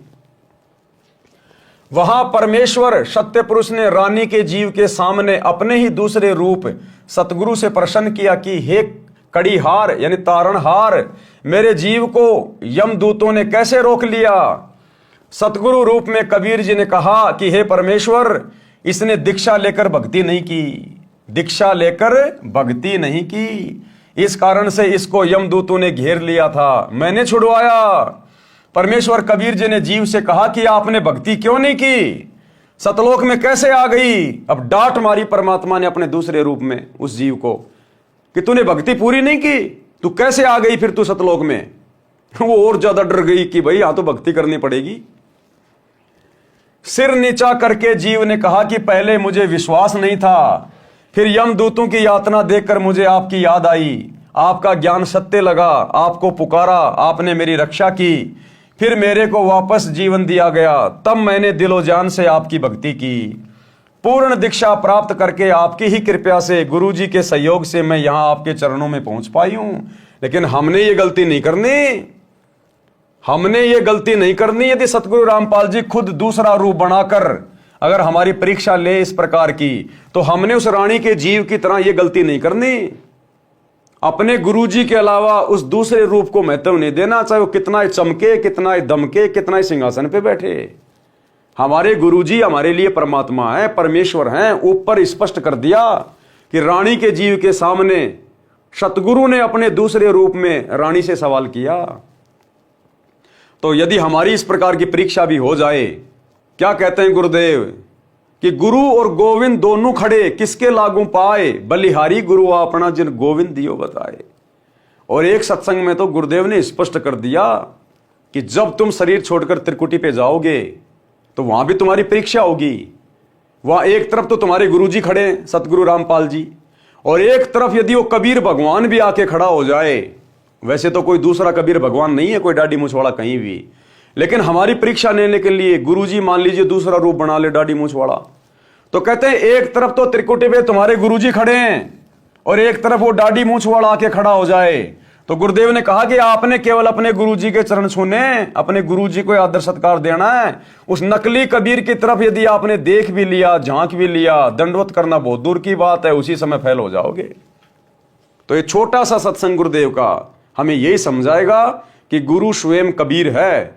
चाहे लाख कबीर आके खड़े हो जाओ हमारे गुरुजी के सामने, हमने अपने गुरुजी के अलावा उनको परमात्मा की दृष्टि से देखना भी नहीं है, दंडवत भी नहीं करना है, आदर सत्कार भी नहीं करना है। सुनिए, गुरु और गोविंद दोनों खड़े हैं, वहां मान लीजिए परमात्मा दोनों रूप बना के खड़ा हो जा, एक दास का रूप और दूसरा अपना ओरिजिनल रूप। तो कहते हैं वहां भी परीक्षा होगी, किसके लागू पाए। सबसे पहले कहते बलिहारी गुरु अपना, जिन गोविंदियों मिलाए। अपने गुरुजी के ही चरणों में गिरना, वहां पर परमात्मा की तरफ अगर झांक भी लिया उधर साथ होगी तो वो रिजेक्ट करेंगे आपको, यहां भी ऐसा ही होगा।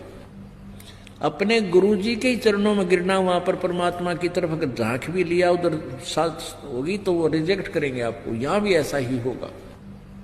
अपने गुरुजी के ही चरणों में गिरना, वहां पर परमात्मा की तरफ अगर झांक भी लिया उधर साथ होगी तो वो रिजेक्ट करेंगे आपको, यहां भी ऐसा ही होगा। तो वहां गुरुजी के ही चरणों में समर्पित होना है तो भगवान प्रसन्न। तो भाई और बहनों, बात समझ में आ रही होगी धीरे धीरे, तब हम कहीं जाकर भक्ति में सफलता प्राप्त करेंगे। लेकिन वो रानी बेचारी, क्योंकि 650 साल पहले परमात्मा ने कंप्लीट मूल ज्ञान दिया नहीं था, उस रानी के जीव को पूरा विश्वास नहीं था कि कबीर जी खुद ही परमात्मा है, इसलिए वो कबीर जी को केवल अपना सतगुरु मान रही थी और परमात्मा उनके दूसरे रूप को समझ रही थी। तो क्या बोली कि पूर्ण दीक्षा प्राप्त करके आप ही की कृपा से, गुरुजी के सहयोग से मैं यहां आपके चरणों में पहुंच पाई हूं। शतलोक में जाकर भगत अन्य भक्तों के पास भेज दिया जाता है, सुंदर अमर शरीर मिलता है, बहुत बड़ा आवास महल मिलता है, विमान आंगन में खड़ा है, सिद्धियां आदेश का इंतजार करती हैं, तुरंत विद्युत की तरह सक्रिय होती हैं, जैसे बिजली का बटन यानी स्विच दबाते ही बिजली से चलने वाला यंत्र तुरंत कार्य करने लगता है। ऐसे वहां पर वचन का बटन यानी स्विच है, जो मुख से निकाल देंगे, जो बात मन में सोच लेंगे तुरंत एक्टिव हो जाएगी। जो वस्तु चाहिए बोलिए, वस्तु पदार्थ आपके पास उपस्थित होगा। जैसे भोजन खाने की इच्छा होते ही आपके भोजनालय पर गतिविधि प्रारंभ हो जाएगी, थाली गिलास रखे जाएंगे, कुछ देर में खाने की इच्छा बनी तो सिद्धि से उठकर रसोई में रखे जाएंगे, 1 मिनट पश्चात इच्छा हुई तो भी उसी समय व्यवस्था हो जाएगी। घूमने की इच्छा हुई तो विमान में गतिविधि महसूस होगी, विमान के निकट जाते ही द्वार खुल जाएगा, विमान स्टार्ट हो जाएगा। जहां जिस द्वीप में जाने की इच्छा होगी, विचार करने पर विमान उसी ओर उड़ चलेगा। इच्छा करते ही ताजे ताजे फल पेड़ों से तोड़कर लाकर आपके समक्ष रख दिए जाएंगे। शतलोक की नकल ये काललोक है। इसी तरह स्त्री पुरुष परिवार हैं। शतलोक में 2 तरह से संतानों की उत्पत्ति होती है, शबद से तथा मैथुन से। ये हमारी परीक्षा है भाई और बहनों, शबद से तथा मैथुन से। मैथुन यानी शारीरिक संभोग करने से। ये हमारी परीक्षा के लिए गुरुदेव भगवान ने इस पुस्तक में लिखा है, जानबूझ के, कि मेरे बच्चों का दिमाग सही काम कर रहा है कि नहीं कर रहा है, या खाली बस पढ़े जा रहे हैं, थोड़ा बहुत बुद्धि विवेक का इस्तेमाल करते हैं कि नहीं करते हैं। ये जगत वाले भाई बहन नहीं समझ पाएंगे अभी इसको, मैथुन क्या है, शबद सृष्टि क्या है। ये आप और हम भक्तों की परीक्षा के लिए। तो शतलोक में जहां तक गुरुदेव भगवान ने बताया है और उनके अध्यात्म का यही निष्कर्ष निकलता है कि सतलोक में मैथुन सृष्टि नहीं है। अगर सतलोक में मैथुन सृष्टि होती तो काल को यहां भेजने की क्या जरूरत थी। सतलोक के जिस हिस्से में मैथुन सृष्टि होती है वहीं परमात्मा उसके विमान को उतार देते कि ले भाई ये गंदा कर्म तू यहां कर ले, यहां पहले से मैथुन सृष्टि चल रही है। तो एक सत्संग सुनिए जिसमें गुरुदेव ने स्पष्ट कर दिया कि सतलोक में मैथुन क्रिया से बच्चे पैदा नहीं होते, वहां पर मैथुन सृष्टि नहीं है, केवल शब्द से सृष्टि होती है। सुनिए छोटा सा सत्संग। तो सतपुरुष ने अपने कहते हैं 17 शब्द उच्चारण किए, वह सतलोक की सृष्टि रची। एक तो जैसे पूरा 10 किले हों और फिर उसमें कंस्ट्रक्शन करनी न्यारी होती है, वो रचना की। एक शब्द से उन्होंने वहां के उस सतलोक के सब द्वीप रच दिए। एक द्वीप की इतना क्षेत्र है कि ये सारे ब्रह्मांड और उस एक द्वीप के कोण में रखे जा सकते हैं। इतना बड़ा विस्तार एक द्वीप का है। तो सबसे पहले बंदी छोड़ ने एक शब्द से वहां के सभी द्वीप रच दिए और फिर 16 शब्द उच्चारण किए। शब्द से सृष्टि होती है सतलोक में, ये मैथुन सृष्टि नहीं है। और फिर 16 शब्द उच्चारण किए। शब्द से सृष्टि होती है सतलोक में, ये मैथुन सृष्टि नहीं है। और फिर 16 शब्द उच्चारण किए। शब्द से सृष्टि होती है सतलोक में, ये मैथुन सृष्टि नहीं है। पहले शब्द से दीप लोक आदि रच दिए। दूसरे शब्द से फिर 16 शब्दों से 16 पुत्र वहां जिन्होंने वहां पर कंट्रोल करना है उस सारी सृष्टि के सतलोक की को, वो बनाए। तो भाई और बहनों, आपने सुन लिया कि सतलोक में मैथुन से सृष्टि नहीं है। और यहां गुरुदेव लिख रहे हैं कि सतलोक में शब्द से तथा मैथुन से सृष्टि होती है। इसका मतलब हमारी परीक्षा के लिए गुरुदेव भगवान ने जानबूझकर यह पॉइंट लिखा है। वह हंस पर निर्भर करता है। वचन से संतान उत्पत्ति वाला क्षेत्र सत्य पुरुष के सिंहासन के चारों ओर है। नर नारी से परिवार वाला क्षेत्र उसके बाद में है। वचन से संतान उत्पन्न करने वाले केवल नर ही उत्पन्न करते हैं। सतलोक में वृद्ध अवस्था नहीं है। नर नारी वाले क्षेत्र में लड़के तथा लड़कियां दोनों उत्पन्न करते हैं, विवाह करते हैं। केवल वचन से जो बच्चे उत्पन्न होते हैं वे काल लोक से मुक्त होकर गए जीव जन्म लेते हैं, फिर कभी नहीं मरते न वृद्ध होते हैं। जो सतलोक में मुक्त होकर जाते हैं उनको सर्वप्रथम सत्य पुरुष जी के दर्शन कराए जाते हैं।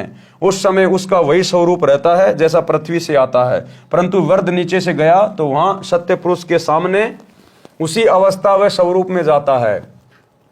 उसका प्रकाश 16 सूर्यों के प्रकाश जितना हो जाता है। उसके पश्चात उसको उस स्थान पर भेज दिया जाता है जो सबसे भिन्न है। वहां जाते ही उसका स्वरूप तो वैसा ही रहता है, लेकिन उसके शरीर का प्रकाश 16 सूर्यों जितना हो जाता है।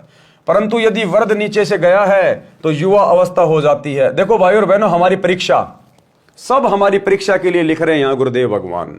क्या लिखा है? परंतु यदि बूढ़ा, वृद्ध यानी बूढ़ा, परंतु यदि वृद्ध नीचे से गया है तो युवा अवस्था हो जाती है। यानी इस पृथ्वी लोक से यदि कोई बूढ़ा व्यक्ति ऊपर जाएगा सतलोक में तो वो युवा हो जाता है। और पीछे क्या लिखा है गुरुदेव ने? यहां देखो क्या लिखा है परमात्मा ने। परंतु वृद्ध यानी बूढ़ा नीचे से गया तो वहां सत्य पुरुष के सामने उसी अवस्था व स्वरूप में जाता है। यानी बूढ़ा बूढ़ा ही अवस्था में जाता है। और यहां लिखा है यदि वृद्ध यानी बूढ़ा नीचे से गया है तो युवा अवस्था में हो जाती है। तो दोनों बातें एक दूसरे की विरोधाभासी हैं। तो ये हमारी परीक्षा के लिए है। कैसी परीक्षा?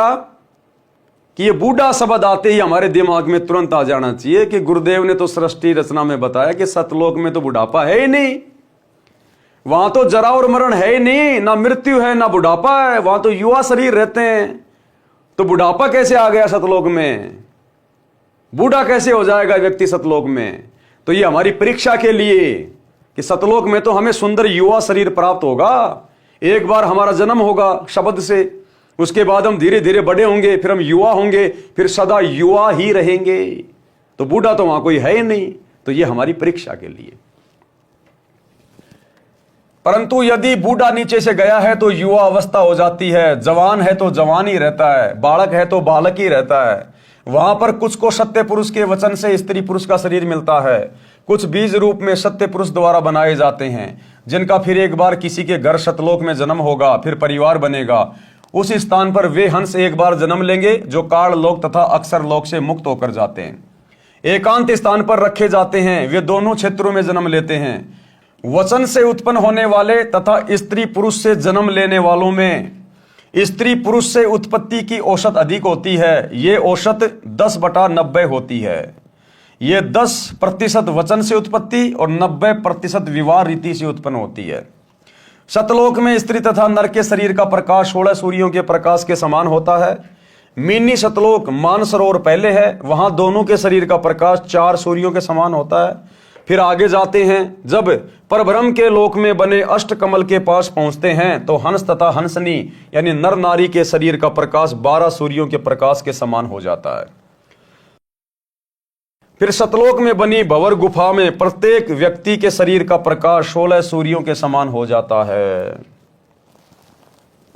प्रमाण कबीर सागर अध्याय मोहम्मद बोध पृष्ठ 20, 21 तथा 22 पर 10 मुकामी रेखता। 10 मुकामी रेखता। पृष्ठ 21 से कुछ अंश लिखता हूं। भया आनंद फंद सब छोड़िया, पहुंचा जहां सतलोक मेरा। हंसनी नारी रूप पुण्यात्माएं, हंस नर रूप पुण्यात्माएं। हंसनी हंस सब गाय बजाए के, साजी के कलश मोहे लेन आए। यानी धर्मदास जी कह रहे हैं कि जब मुझे कबीर परमात्मा मेरे सतगुरु सतलोक में लेकर गए तो वहां पर सतलोक के हंस और हंसनी गाजे बाजे के साथ मेरा स्वागत करके अपने साथ ले जाने लगे। हंसनी हंस सब गाय बजाए के, साज के कलश मोहे लेन आए। युगन युगन के बिछुड़े मिले तुम, आए के प्रेम करी अंग से अंग लगाए। पुरुष दरस जब दीन्या हंस को, तपत बहु जन्म की तब नशाए।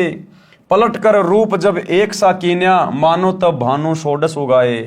पहुप के दीप भोजन करे, शब्द की दे सब हंस पाई। पुष्प का सेहरा हंस और हंसनी, सच्चिदानंद सिर छत्र छाए। दीपे बहु दमनी दमक बहु बाती की, जहां घन शब्द को घमोड़ लाई।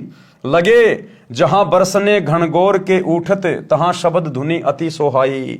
सुन सोहे हंस हंसनी, युथ जोड़े झुंड हैं। एक ही नूर एक ही रंग रागे, करत बिहार मन भावनी। मुक्ति में कर्म और भरम सब दूर भागे। रंक और भूप कोई परख आवे नहीं, करत कोलाहल बहुत पागे। काम और क्रोध मद लोभ अभिमान, सब छोड़ पाखंड सत्य शब्द लागे। पुरुष के बदन कौन महिमा कहूं, जग में उपमा कछु नाही पाई। चांद और सूरज गण ज्योति लागे, नहीं एक ही नख प्रकाश भाई। परवाना जिन नाद वंश का पाइया, पहुंचिया पुरुष के लोक जाई। कहे कबीर यही बाती सो पाइयो, सत्य पुरुष की राह सो प्रकट गाई। अब भावार्थ कर रहे हैं गुरुदेव। इस अमृतवाणी में स्पष्ट है कि परमेश्वर कबीर जी सतगुरु रूप में पृथ्वी से धर्मदास जी को लेकर सतलोक को चले तो रास्ते में 9 स्थान आए, जैसे नाशूत, मलकूत, ये फारसी में शब्द हैं। इन 7 आसमानों के पार अचिंत विष्णु लोक आदि के पार जब सतलोक में पहुंचा तो धर्मदास जी कह रहे हैं कि मेरे को सत्कार के साथ यानी मेरा वेलकम करने के लिए सत्कार के साथ लेने को सतलोक के हंस यानी नर और हंसनी यानी नारी, गाते नाचते ढोल आदि साज बाज बजाते हुए स्त्रियां सिर के ऊपर कलश रख कर लेने आए। उनके शरीर का प्रकाश 16 सूर्यों के समान था। मेरे शरीर का प्रकाश भी उनके शरीर के प्रकाश के समान 16 सूर्यों के समान हो गया। जो पृथ्वी लोक से मोक्ष प्राप्त करके हंस जाता है वह पुहुप द्वीप में ले जाया जाता है। वहां सर्व सुख हैं, वह सतलोक का हिस्सा है, परंतु सर्वप्रथम नीचे से गए मोक्ष प्राप्त जीव को पुहुप द्वीप में रखा जाता है। यहाँ का दृश्य बताया जा रहा है। यहां से इसका जन्म अन्य स्थानों में परिवार में होता है। इसके पश्चात उस स्थान का वर्णन है जहां नर नारी से उत्पत्ति होकर परिवार बनता है, जहां पर नर नारी के जोड़ों के समूह सुख से बैठे बातें करते हैं, बादल गरजते हैं, फवारें पड़ती हैं। ये भिन्न स्थान है जहां सतलोक निवासी पिकनिक के लिए जाते हैं। कुछ स्थान ऐसे हैं जहां ना बादल दिखाई देता है और वर्षा भी हो रही होती है। दीक्षा के पश्चात भगत को क्या क्या करना चाहिए उसकी जानकारी पवित्र कबीर सागर के अध्याय धर्मबोध में भी है। कृपया पढ़ें अध्याय धर्मबोध का सारांश। कबीर सागर में 33वां अध्याय धर्मबोध पृष्ठ 177 521 पर है। इस अध्याय में परमेश्वर कबीर जी ने धर्म करने का विशेष ज्ञान बताया है। यह भी स्पष्ट किया है कि कबीर परमेश्वर के सच्चे पंथ में दिन में 3 बार संध्या की जाती है। त्रिकाल संध्या जो आजकल आपको YouTube पर बहुत ज्यादा देखने को मिलेगी भविष्यवाणियों में कि अगर आपको युग परिवर्तन में बचना है, सतयुग में प्रवेश करना है, आपने त्रिकाल संध्या करनी पड़ेगी। त्रिकाल संध्या ही एकमात्र बचाव है। अब दुनिया को पता नहीं ये त्रिकाल संध्या है क्या, ना दुनिया जानती ना कहीं लिखी हुई। केवल वेदों में जिक्र है कि त्रिकाल संध्या साधक को करनी होती है। अब ये त्रिकाल संध्या वास्तव में क्या है, कैसे की जाती है, कैसे ये सफल होगी, ये तो भाई सतगुरु रामपाल जी से उपदेश लेने के बाद ही पता चलेगा। क्योंकि हम भगत तो जब से उपदेश लिया है रोजाना त्रिकाल संध्या कर रहे हैं पिछले 10-11 साल से। इसलिए युग परिवर्तन में आप और हमारा कुछ नहीं बिगड़ना। अगर मर्यादा में रहेंगे, गुरु पे विश्वास रखेंगे और अपनी भक्ति को, त्रिकाल संध्या को नियमित रखेंगे, भक्ति बोध हाथ में लेके, अगर पढ़े लिखे हो तो। ये मोबाइल में चलाने से, त्रिकाल संध्या करने से कुछ नहीं होगा। परमेश्वर कबीर के सच्चे पंथ में दिन में 3 बार संध्या की जाती है। संध्या का अर्थ है 2 वक्त का मिलन। एक संध्या सुबह, उससे दिन और रात्रि का मिलन होता है। यानी सुबह के नित्य नियम का जो समय है तकरीबन 5 बजे के आसपास का, तो वो 2 समय का मिलन होता है, उसको संध्या कहते हैं। रात्रि का समय जा रहा है, सुबह का समय आ रहा है, वो 2 समय का मिलन है। फिर दोपहर की हम रमेणी करते हैं 12 से 2 के बीच में, तो उस समय 12 बजे के बाद में सुबह का दिन जा रहा है, दोपहर का दिन आ रहा है, तो वो 2 समय का मिलन हो गया। फिर रात्रि में संध्या आरती, शाम के समय जैसे सूर्य अस्त होता है तो दिन का समय जा रहा है, रात्रि का समय आ रहा है, तो वो तीसरे नंबर की संध्या हो गई, यानी 2 समय का मिलन हो गया। इसको कहते हैं त्रिकाल संध्या। एक संध्या सुबह, उससे दिन और रात्रि का मिलन होता है, रात्रि विदा होती है, दिन का शुभारंभ होता है। दूसरी संध्या दिन के 12 बजे होती है, उस समय चढ़ते दिन का दोपहर पूरा होता है, ढलते दिन की शुरुआत होती है, ये दिन की संध्या है। तीसरी संध्या शाम के समय होती है, उस समय दिन और रात्रि का मिलन होता है। वैसे आम जन शाम को संध्या कहते हैं। संध्या का अर्थ परमात्मा की स्तुति करना भी होता है। वेदों में प्रमाण है कि जो जगत का तारणहार होगा, क्या कह रहे हैं भाई और बहनों, ध्यान से सुनना। वेदों में कहते हैं कि जो जगत का तारणहार होगा, वेदों में प्रमाण है कि जो जगत का तारणहार होगा। और वर्तमान में जगत का तारणहार करने के लिए कौन आए हैं? जगत के मुक्तिदाता, जगत के तारणहार कौन है? सतगुरु रामपाल जी। जो जगत का तारणहार होगा वह 3 बार की संध्या करता तथा करवाता है। तो इस पृथ्वी पर वर्तमान में 3 समय की संध्या कौन करता है, कौन करवा रहा है? सतगुरु रामपाल जी स्वयं भी कर रहे हैं, आप और हमें दिखाने के लिए, बताने के लिए एक भगत की भूमिका निभाते हुए, और हम सब से करवा रहे हैं। तो जगत का तारणहार कौन हुआ? ये है वो परमात्मा, जगत का तारणहार, जो हमें संध्या करवा रहा है। वेदों में प्रमाण है कि जो जगत का तारणहार होगा वह 3 बार की संध्या करता तथा करवाता है। सुबह और शाम पूर्ण परमात्मा की स्तुति आरती तथा मध्य दिन में विश्व के सर्व देवताओं की स्तुति करने को कहता है। प्रमाण ऋग्वेद मंडल नंबर 8 सूक्त 1 मंत्र 29 में तथा यजुर्वेद अध्याय 19 मंत्र 26 में है। कबीर सागर में धर्मबोध अध्याय में पृष्ठ 177 पर भी यही प्रमाण है। सांझ सकार मध्या संध्या तीनों काल, धर्म कर्म तत्पर सदा कीजिए सुरती संभाल। भावार्थ, भगत जनों को चाहिए कि तीनों काल यानी तीनों समय की संध्या करे। सांझ यानी शाम को, साकार यानी सुबह तथा मध्याह्न यानी दोपहर, दिन के मध्य में संध्या करते समय स्तुति यानी ध्यान आरती में बोली गई वाणी में रहे और धर्म के कार्य में सदा तैयार रहे, आलस ना करे। धर्म बोध पृष्ठ 178 1522 पर कबीर कोटिन कंटक घेरी जो नित्य क्रिया निज कीन। चाहे भगत पे लाखों संकट क्यों ना आ जाएं, लेकिन अपने गुरु के द्वारा बताई गई तीनों समय की आरती, नाम का सुमरण, सत्संग सुनना, अपने 5 यज्ञ कभी भी नहीं छोड़ने चाहिए। कबीर कोटिक संकट घेरे जो नित्य क्रिया निज कीन, सुमिरन भजन एकांत में मन चंचल गैलीन। यानी कुछ समय एकांत में बैठकर प्रभु के नाम का सुमरण करना चाहिए। ये खाते पीते, उठते बैठते, नहाते धोते, ये तो केवल भक्ति की शुरुआत के लिए है। जब आपको सतनाम मिल जाए उसके बाद आपने घंटा आध घंटा जैसा भी आपको समय मिले आपने अभ्यास करना है। शांति से बैठकर सुरती नृत्य मन और पवन से आपने सुमरण करना होगा, तब जाके बात बनेगी। ये खाते पीते करते रहने से बात नहीं बनेगी। क्या कह रहे हैं परमात्मा? सुमरण भजन एकांत में मन चंचल गैलीन। अपने मन को रोककर आपने एकांत में बैठकर भी सुमरण करना चाहिए। भगत के ऊपर चाहे करोड़ों कष्ट पड़े परंतु अपनी नित्य की क्रिया तीनों समय की संध्या अवश्य करनी चाहिए तथा चंचल मन को रोककर एकांत में परमात्मा की दीक्षा वाले नाम का जाप करें। कबीर भक्तों और गुरु की सेवा कर श्रद्धा प्रेम सहित परम प्रभु ध्यावई करी अतिशय मन प्रीत। अपने गुरुदेव तथा सत्संग में आए, घर पर आए भक्तों की सदा आदर के साथ सेवा करे, श्रद्धा तथा प्रेम से सेवा करनी चाहिए। परम प्रभु यानी परम अक्षर पुरुष की भक्ति अत्यधिक प्रेम से करे। किसकी भक्ति? परम अक्षर पुरुष की। तो भक्ति आज हमें किसने दी? परम अक्षर ब्रह्म ने, सतगुरु रामपाल जी भगवान ने। तो कहते हैं अपने गुरुदेव की सेवा और गुरुदेव की भक्ति बहुत ही प्रेम से, बहुत ही श्रद्धा भाव से करे, तब कहीं जाकर हमारा काललोक से छुटकारा होगा। भगत जति तथा सती होना चाहिए। अब इस पॉइंट के ऊपर भाई और बहनों हम कल रात्रि 8 बजे फिर से लाइव आएंगे, तो कल रात्रि सभी भाई बहन फिर से जुड़िए। तब तक गुरुदेव भगवान हम सबको आज्ञा दें, इजाजत दें, सद्बुद्धि दें, आशीर्वाद दें। बंदी छोड़ सतगुरु रामपाल जी भगवान की जय हो।